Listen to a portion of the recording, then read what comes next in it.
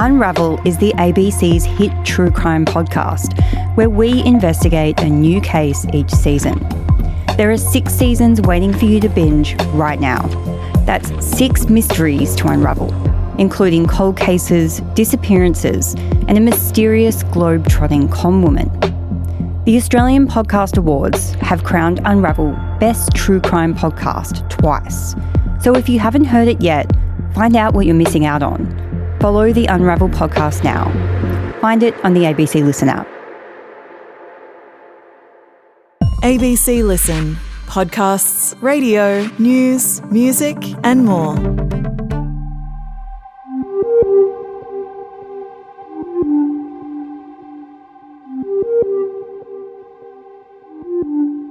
It's the week that's taken us from beef Wellingtons to biochemistry.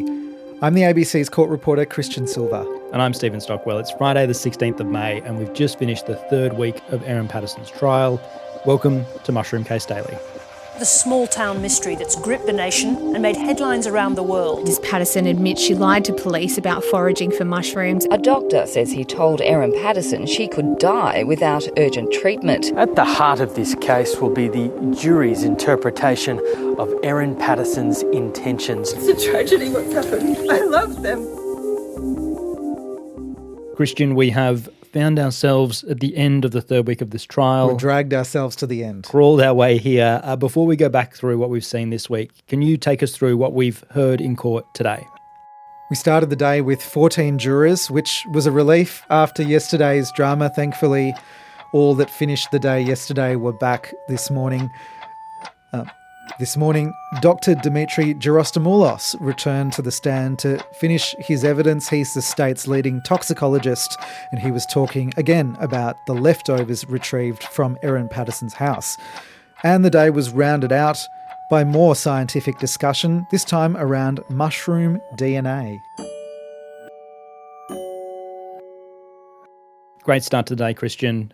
All 14 jurors, as you mentioned, returning into the jury box. 14 leave, 14 enter. Good Yes, result. but still actually an empty seat for juror number 84, who was the one who was punted yesterday. Yep. Once they were all seated, we started getting into the evidence for today, and we spoke yesterday about the evidence from Dr. Dimitri Gerostomoulos. He is from the Victorian Institute of Forensic Medicine, and he was being cross-examined today by Colin Mandy, who's representing Erin Patterson's defence.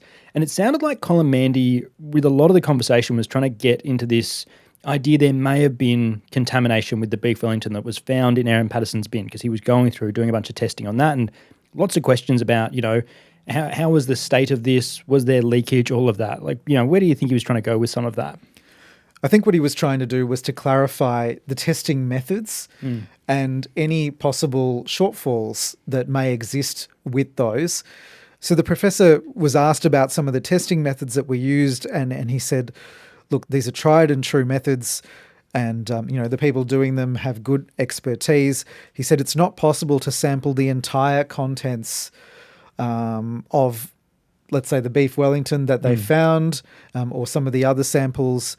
But when he was addressing some of the positive results for the death cap mushroom toxins, which are known as alpha and beta ammanitins, he said that if they record a positive result on one of their tests, that means it's met a certain reporting criteria.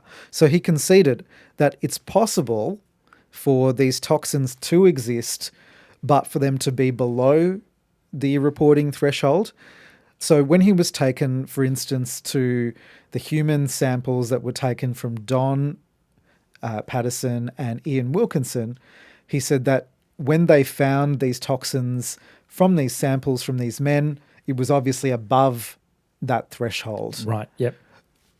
And because he didn't find some of those toxins in Gail Patterson and Heather Wilkinson. So is he saying, look, they could still be there, but they might just be below this level that we're looking for? In theory, and crucially, those toxins were not found from Erin Patterson either. And she was tested about 2 days after the lunch which was held at her house. He made a kind of important clarification around something he said yesterday too, because yesterday I believe Dr. Gerostomoulos said that, you can only find these toxins in death cap mushrooms, and today he was like, oh, actually, sorry, made a mistake there. You will actually, you can actually find them in other mushrooms as well. Yeah, you can get them in the Amanita genus, which is basically the family that the death cap mushroom belongs to. Yep. So it's not just one type of mushroom that contains these toxins that are really, really dangerous to humans. And Colin Mandy also, during his cross-examination of Dr. Gerostomoulos, kind of started pointing out or referring to these kind of like levels of death cap mushroom poisoning. There was a study that he was taken to, which was done in 2017 by some German researchers, and that actually looked at death cap mushroom poisoning in Europe, where there has been more reported cases than in Australia. And according to this study, the doctor conceded that there are some grades that have been given to the level of poisoning. Grade 1 being patients who might suffer some gastro but don't go on to have organ damage, all the way to grade 4 where they die. Right. So according to this study, they can sort of be ranked. And did they sort of line up any of those levels with what we saw from the lunch guests around Patterson? No, they didn't go through an exercise in grading the lunch guests and Erin Patterson.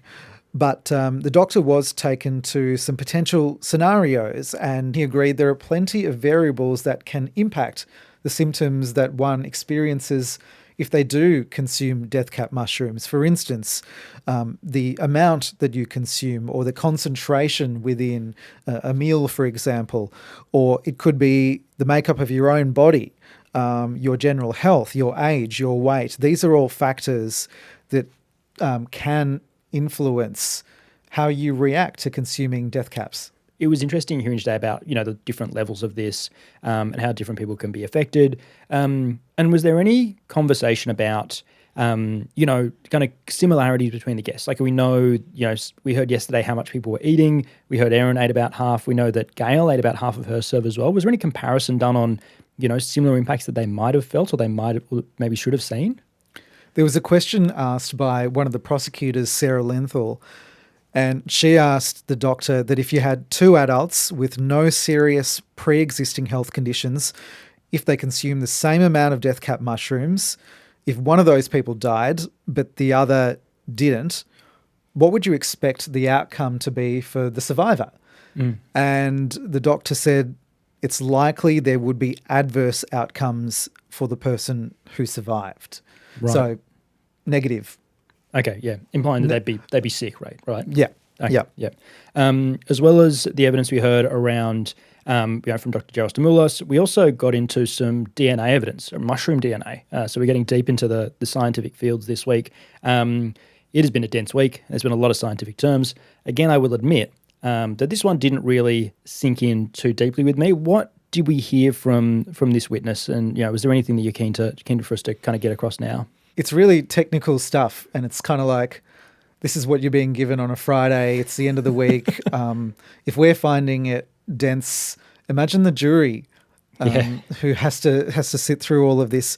But this was a third method of analysing leftovers that were retrieved from Erin Patterson's property in the aftermath of the lunch. So earlier this week, we heard from Dr. Camille Churong, who did effectively a visual inspection of some beef Wellington leftovers. Now, from what she could see under a microscope, she couldn't see death cap mushrooms. Then we had Dr. Gerostomoulos, who did a chemical test, and he found the toxins that come from death cap mushrooms. So not exactly the mushrooms themselves, but the toxins that flow from them. Yeah. And then you've got this third expert, Dr. David Lovelock. He is a plant DNA expert. So he said that he was contacted by the police in the aftermath of this lunch, and he was sent the same samples to look at. In effect, what he does is uses DNA barcoding to detect fungi. Right. And he was also sent samples from the dehydrator at the tip, which was dumped by Erin Patterson after the lunch. And what he said was he was able to detect Amanita phalloides, death cap mushrooms, in samples from the dehydrator, but he wasn't able to find it in the beef Wellington leftovers he received. So it's pretty interesting, 3 sets of tests which don't yield consistent results across the 3. Yeah, you're kind of hearing, you're not seeing it, but you're getting this toxin, but you're not finding, these other elements as well. It's really interesting kind of how that all breaks down. And And that kind of brought us to the end of the week for this week. We've had, it's been a big week. We had a juror discharge. We've had mycologists, Dr. Tom May, Camille Truon. We had a toxicologist. We had medical professionals reviewing records. You can hear all about all of these witnesses and the evidence they presented in our other episodes from this week. So just jump onto the ABC Listen app and have a run through there. And one of the things that kind of stuck out with me from what we've heard over the course of this week, Kristian, is that we've started having objections. On Monday we did this episode. We answered a bunch of questions that you've sent in to mushroomcasedaily at abc.net.au. And we mentioned that we hadn't had any of these kind of objections yet. We've had a couple of days of them now. We had objections today. We had objections yesterday. Why are we seeing them pop up? I think what we've seen from this trial is there's so much information and there's a lot of nuance, and certain bits of information have to be extremely precise. And it's not just the information itself, it's also the imputations of that information. So I guess, when one side feels that the other side is straying into slightly unfair territory, that's when we see those objections. And sometimes when that happens, it means that the trial is halted. Yeah, it's been really interesting. The thing I didn't realise about objections is that there's then a conversation about what has to happen from there. And sometimes that happens with the jury in the room. Sometimes the jury is asked to leave the room. And what happens when the jury's not in the room, we can't talk about. But the objections do really slow things down. It felt like, the last couple of days have kind of been, almost punctuated by these sort of delays and these procedural discussions popping up. There was an almost comical moment today when the jury came back from one of their breaks and they filtered back into the room, sat down, heard one question, and there was an objection raised.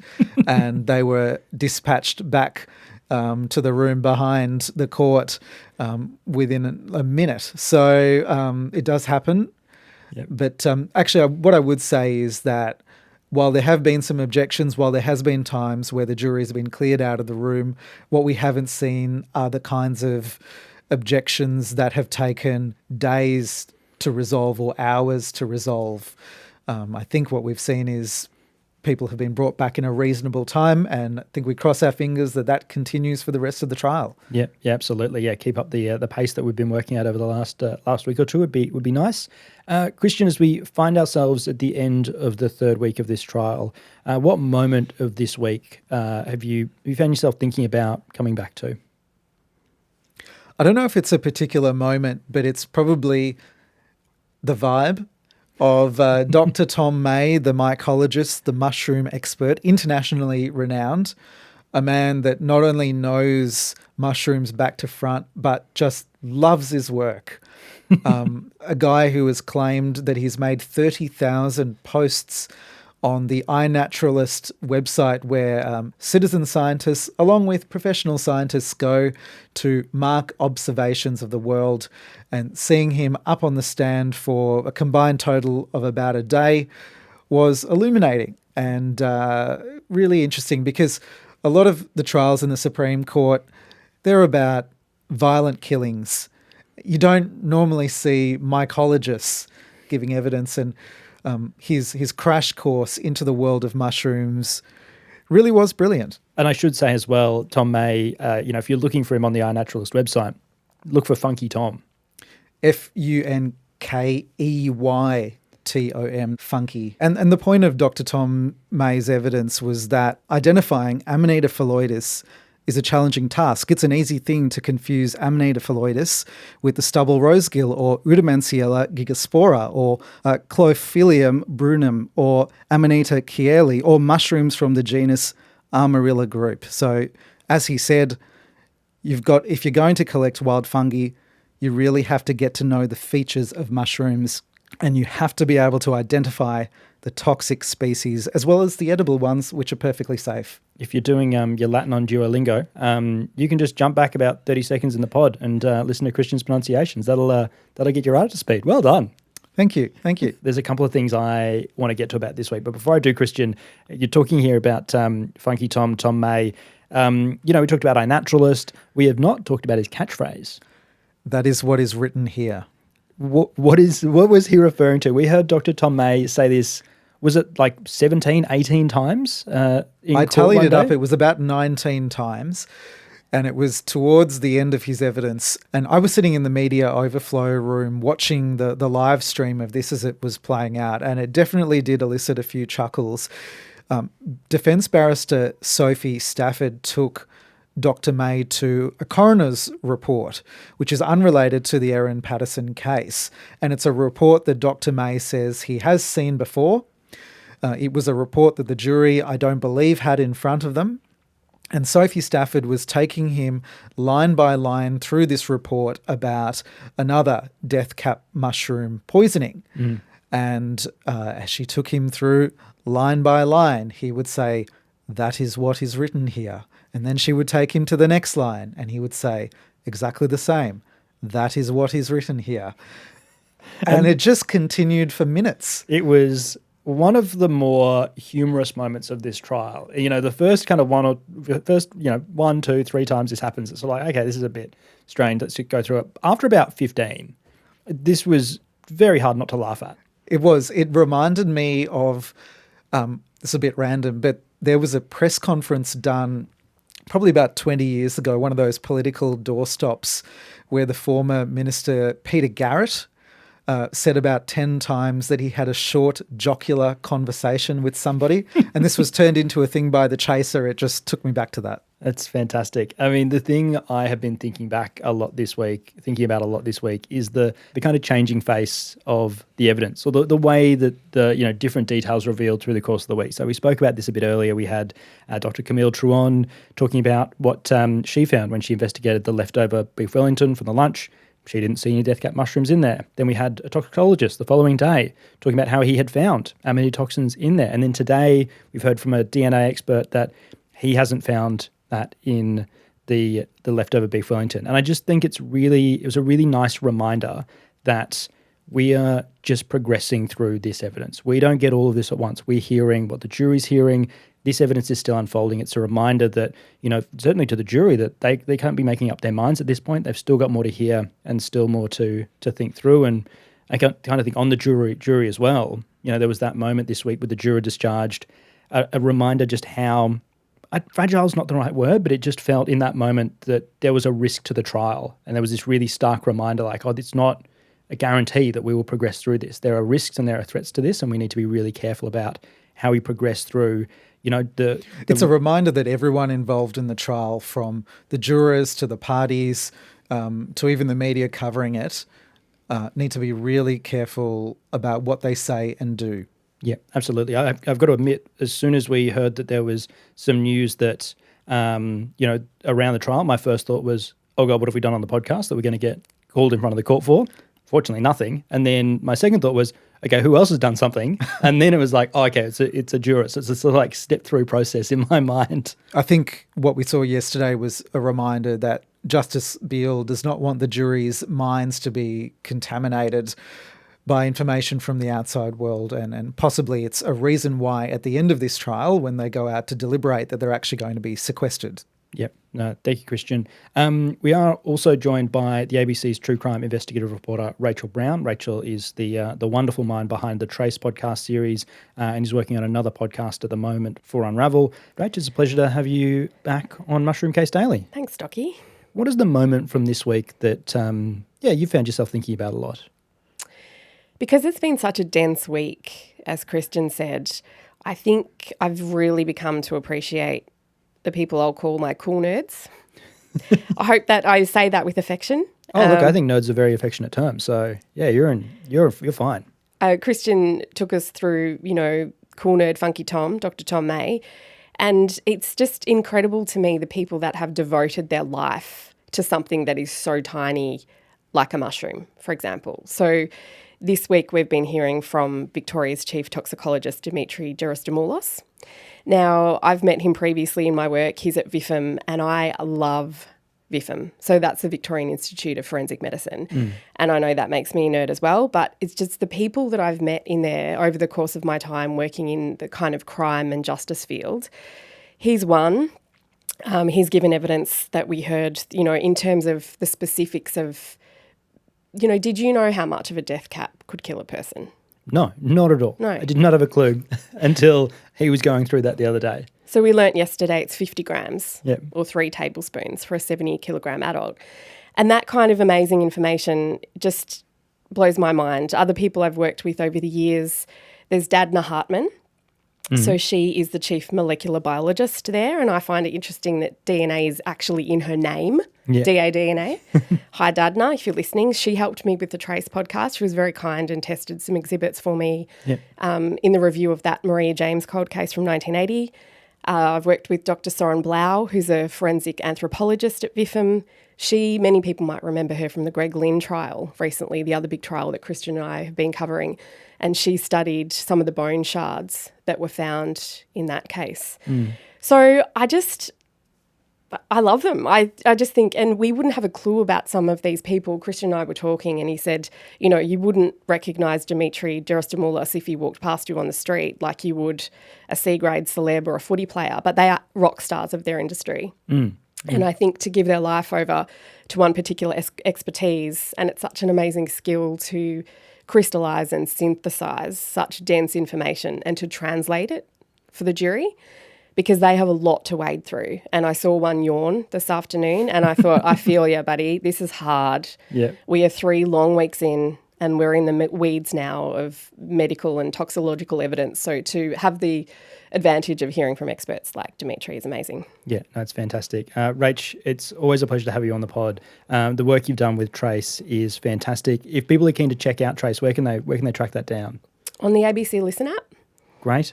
Or wherever you get your podcasts. Oh, look, go the ABC Listen app. You know, keep it inside the ABC family. Rach, we would usually, you know, kind of kick you out of the chair at this point and talk to Kristian about some of the questions. But we've had a question sent in that I think, given your experience with Trace and the true crime reporting you've done, you're kind of like actually pretty uniquely suited to answer. So this is a question from Jackie, who's listening from Darlington in the northeast of the United Kingdom.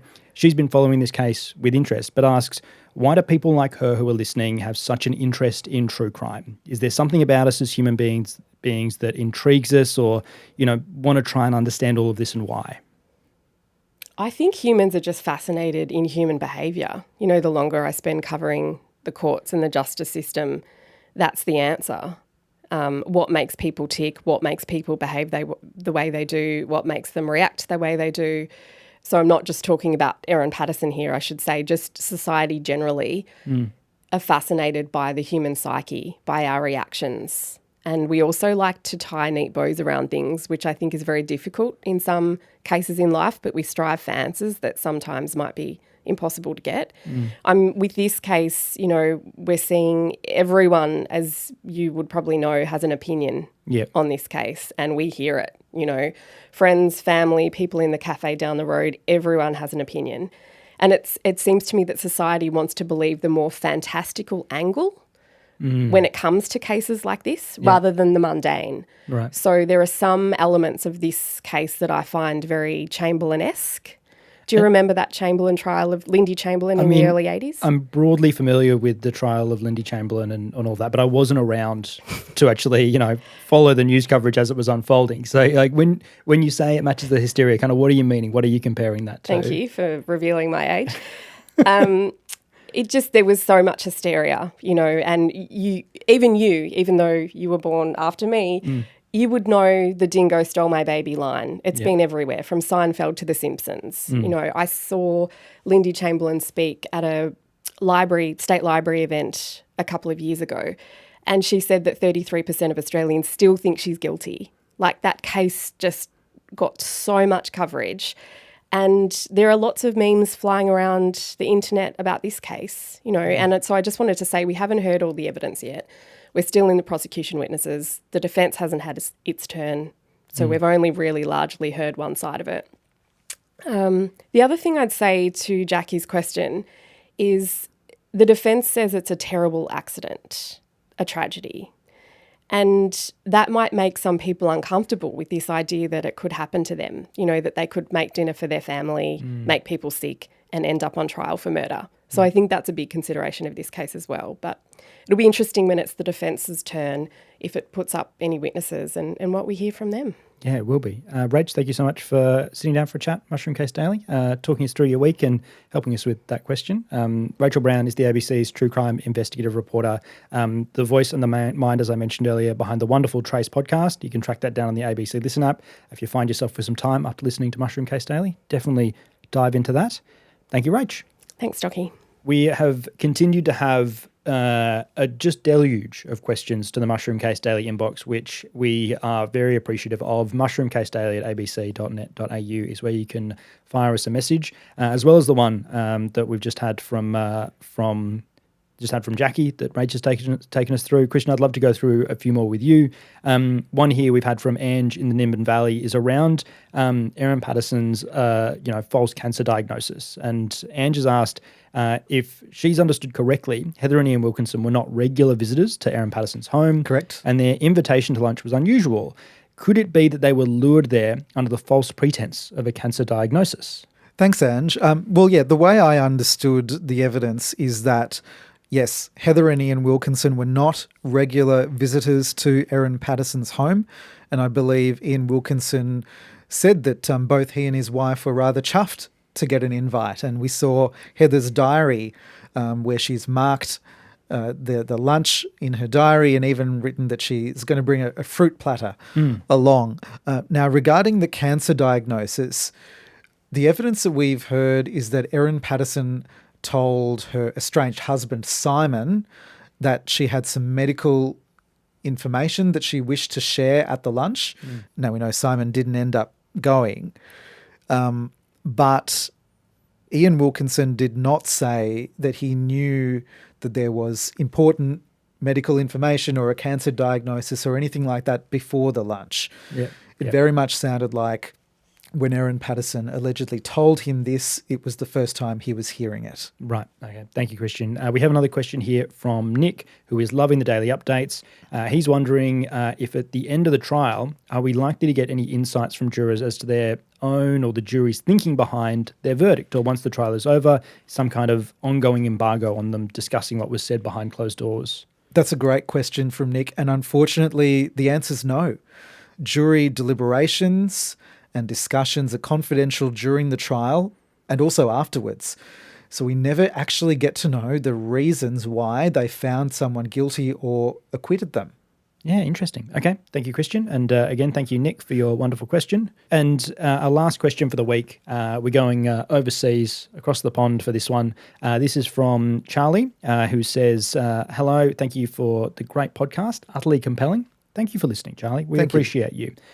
He is listening on a beautiful island in North Carolina, Bald Head Island, which was the location of the film A Weekend at Bernie's, for any of the film buffs listening. His whole extended family is following every day. They're in Sydney, California, Paris, the UK. Even his American mother-in-law in Georgia is listening.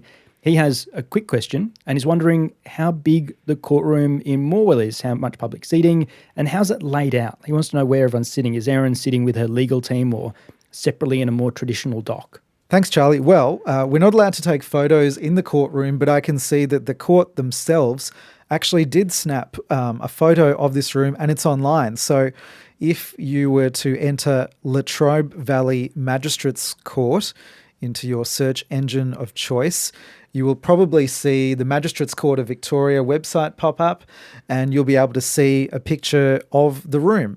Now, to those who aren't going to take the trouble to do that, let me describe what it's like. It's a relatively modern room by court standards. It's not something that was built 100 years ago.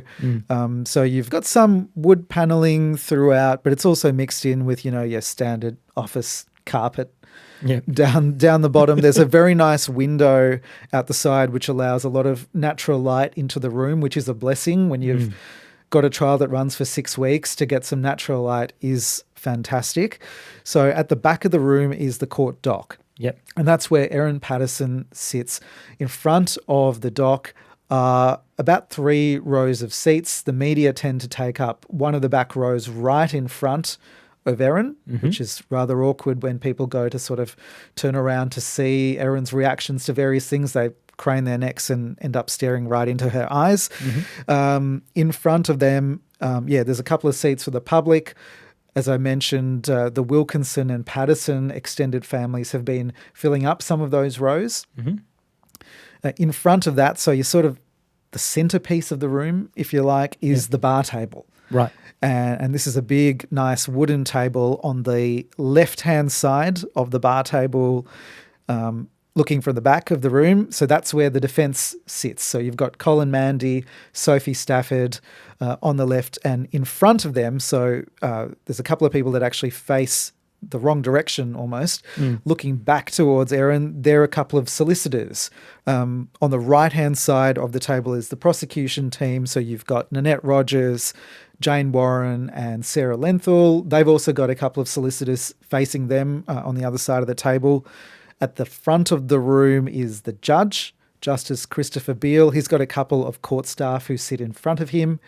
Then to the right-hand side is the jury. And there are 2 rows. One row is 7 seats, one row is 8. Yep. All those seats used to be occupied. Now there's one spare. Great. Thank you, Kristian, and thank you, Charlie, and your whole family who was listening from various places around the world. That brings us to the end of Mushroom Case Daily for this week. Kristian, we'll be back in everyone's feed next week. Indeed we will. If you are listening on something outside of the ABC Listen app, please leave us a review and give us a rating. And if you are listening in the ABC Listen app, make sure you're following Mushroom Case Daily, because that way you won't miss an update.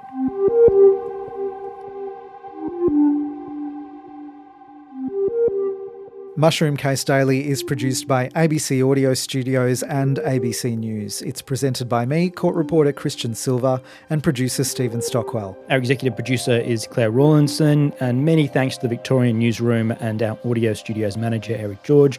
Shout out to our true crime colleagues, Tim Roxburgh, Rachael Brown, who was a guest on the pod today, and also to Yasmin Parry. This episode was produced on the land of the Gunai-Kurnai people.